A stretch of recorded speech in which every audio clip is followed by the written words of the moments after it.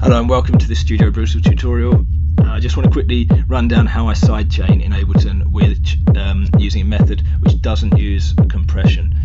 You probably know what sidechaining is, or you wouldn't be on this video, but basically it's a way where if one signal plays, it makes another one drop in volume. You hear it on the radio when someone talks, when a radio DJ talks and the music in the background automatically ducks, it automatically gets in a lower volume, but it's used in house and techno and all sorts of music, but especially in house and techno, to mix the kick and the sub bass, so you can make it so when the kick drum plays, just for a split second it turns the sub bass down a bit, so you get clearer low end. Especially on a big system, you can hear the kick and the sub bass, they don't sort of cancel each other out and get muddy, and it makes a really pumping bass line as well.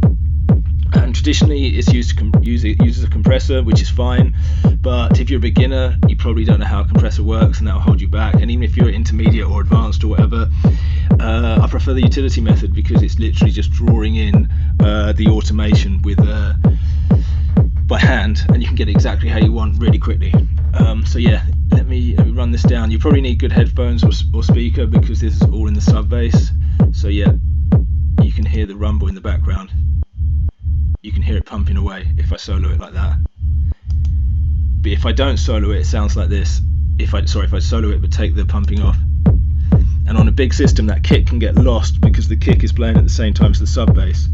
So I want to duck it so it's just dropping the sub bass in volume every time the kick plays so that you can hear it. It's not ducking now. Now it is, and every time the kick plays it's dropping that, and it's an important mixing technique, especially for techno rumbles where they're all in the same frequency, the kick and the bass. So yeah, normally this is done with a compressor, but what I do is I right click, I put a utility, you just get a utility unit and put it on the end of your bass or your sub, and then you right click on it and go show modulation or show automation, and then all you have to do is draw it in here. You can tweak it until you get it how you like, and then after that all you have to do is copy and paste it throughout the entire track, and that is basically it. You can hear this on a lot of Daft Punk tracks. They use it on synths, especially the sort of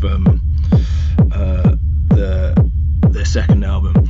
I can't remember what it's called at the moment, not Homework, the one after it. But yeah, so you get this pumping sort of French house effect if you do it on synth. Some people do it to the whole, to everything on the track. But yeah, it's important for techno rumbles especially because they're both the same. They're the same frequency. The kick and the sub bass come from the same sound source. So yeah, that's roughly it. You can use this for gating as well. You can put pads into it and just automate gating, so you don't have to use gates and stuff like that. It's a really easy method to do pumping, chaining and gating. So yeah, I hope you found that useful. If you have any comments or any questions, let me know. And yeah, have a good day. Take care. Bye.